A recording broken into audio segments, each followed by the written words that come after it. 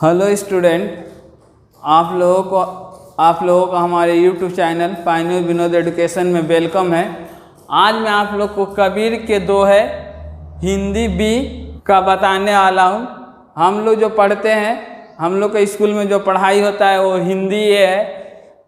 Hindi B के छात्रों के कमेंट करने पर मैं हिंदी बी का भी लाइनिंग समझाने जा रहा हूँ। लाइन है, माया दीपक नर पतंग भरमी भरमी ये पंडित, कहे कबीर गुरु ज्ञान है ते एक आध उबड़ंत। प्रस्तुत दोहा में कबीर दास जी ने गुरु के महत्व पर प्रकाश डाले। कबीर दास जी कह रहे हैं कि जिस प्रकार पतंग माने फतिंगा, जिस प्रकार क्या है फतिंगा क्या है, दीपक के लो के चारों तरफ आकर्षित होकर क्या है घूमता ही रहता है। उसके चारों तरफ क्या होता है चक्कर काटता रहता है, और चक्कर काटते काटते एक समय ऐसा आता है कि वो उसी लो में क्या होता है जलकर मर जाता है। ठीक उसी प्रकार मनुष्य भी क्या है इस संसार में माया के इर्द गिर्द घूमता रहता है, और घूमते घूमते एक समय ऐसा आता है कि मनुष्य की भी मृत्यु हो जाती है। कबीर दास जी कह रहे हैं कि इस सांसारिक मोह माया से हमें सच्चे गुरु ही निकाल सकते हैं। यहाँ पर कबीर दास जी ने माया दीपक को संसार बोला है तथा पतंग को क्या है मनुष्य बोला है। मनुष्य क्या है पतंग माने फतिंगा की भांति, जिस प्रकार क्या है फतिंगा क्या है दीपक के लो में उस आकर्षित होकर उसके चारों तरफ इर्द गिर्द क्या है चक्कर काटते रहता है, और चक्कर काटते काटते एक समय क्या होता है फतिंगा उसी लो में जलकर मर जाता है। ठीक उसी प्रकार मनुष्य भी इस संसार में माया के चारों तरफ चक्कर काटते रहता है। चक्कर काटते काटते एक दिन क्या होता है उसका भी मृत्यु हो जाता है। कबीर दास जी कह रहे हैं कि इस सांसारिक मोह माया से हमें एक सच्चे गुरु ही उबार सकते हैं। अगला लाइनिंग देख रहे हैं। प्रस्तुत दोहा में कबीर दास जी ने प्रेम के महत्व पर प्रकाश डालते हुए कह रहे हैं कि प्रेम जो है खेती करके उपजाया नहीं जा सकता है, और ना ही प्रेम को बाजार में खरीदा बेचा जा सकता है। प्रेम प्राप्ति के करने के लिए हमें दूसरे से भी प्रेम करना पड़ेगा। प्रेम की प्राप्ति करने के लिए हम क्या मेहनत करके किसान की तरह उसको क्या खेत में उपजा नहीं सकते हैं, और ना ही प्रेम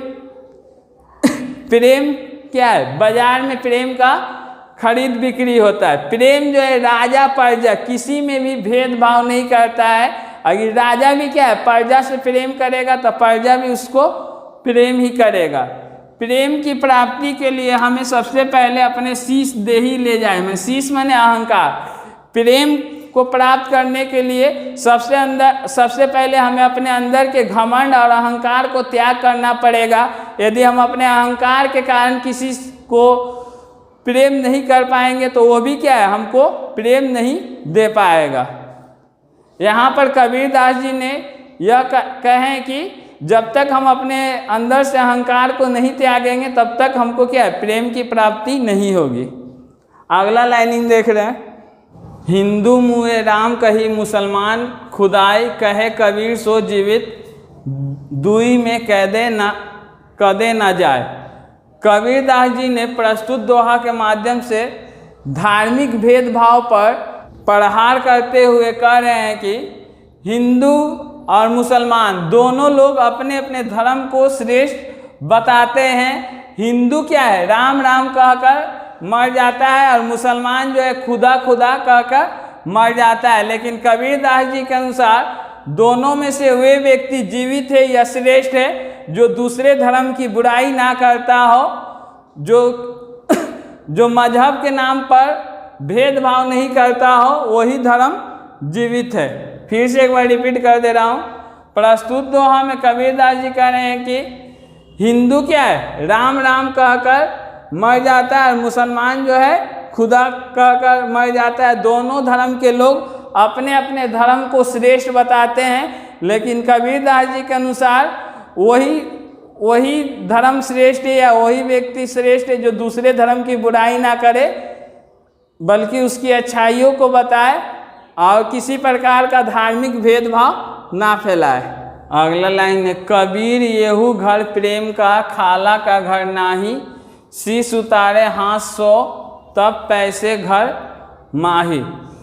प्रस्तुत दोहा में कबीरदास जी कह रहे हैं कि ईश्वर का घर जो है प्रेम का घर है। शीश माने सिर नहीं होगा, अहंकार होता है। इस घर में प्रवेश करने के लिए क्या करना पड़ेगा? हमको अपने अंदर के अहंकार को त्यागना पड़ेगा, तभी क्या है हम इस घर में प्रवेश कर सकते हैं। इसके साथ ही कबीरदास जी कह रहे हैं कि ईश्वर का घर खाला का घर नहीं है। खाला माने मौसी, ईश्वर का घर क्या है? खाला का घर नहीं। जिस प्रकार क्या है हम अपने खाला अर्थात मौसी के घर में जब मन चाहे जब प्रवेश कर जाते हैं और जब मन चाहे चले आते हैं, ठीक उसी प्रकार ईश्वर का घर में भी हम जब मन चाहे जब प्रवेश नहीं कर सकते हैं। ईश्वर के घर में प्रवेश करने के लिए हमें क्या है अपने अंदर के अहंकार को त्यागना होगा। अपने अंदर के अहंकार को त्याग कर प्रेम ले आना होगा, तभी हम ईश्वर के घर में प्रवेश कर सकते हैं। कबीरदास जी का एक और लाइनिंग है कि पोथी पढ़ जग मुआ, पंडित भया न कोई, 2.5 अक्षर प्रेम का पढ़े सो पंडित होए। कबीरदास जी ने प्रस्तुत दोहा के माध्यम से यह बताने का कोशिश किए हैं कि जब तक हम अपने अंदर से अहंकार को नहीं त्यागेंगे तब तक क्या है हम ईश्वर के घर में प्रवेश नहीं कर पाएंगे।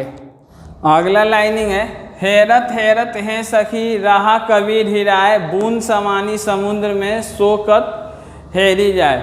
प्रस्तुत दोहा कबीरदास जी का रहस्यवादी दोहा है।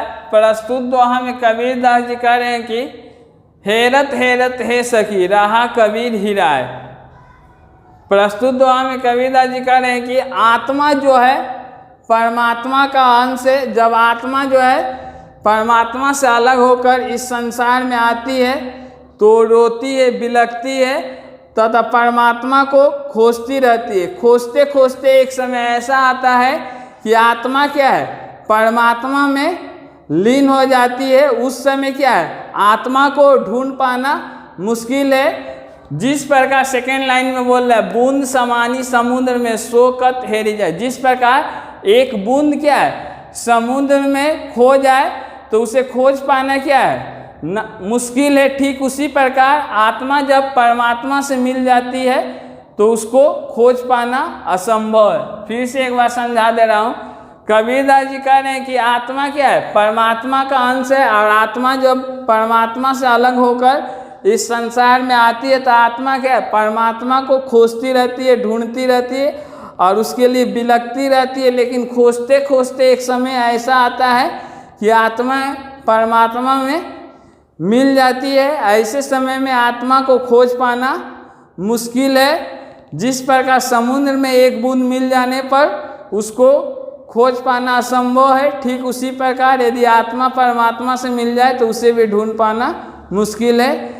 यदि वीडियो अच्छा लगे दोस्तों तो वीडियो को लाइक करें तथा अपने दोस्तों को भी शेयर करें तथा चैनल पर नए हैं तो सब्सक्राइब करना ना भूलें।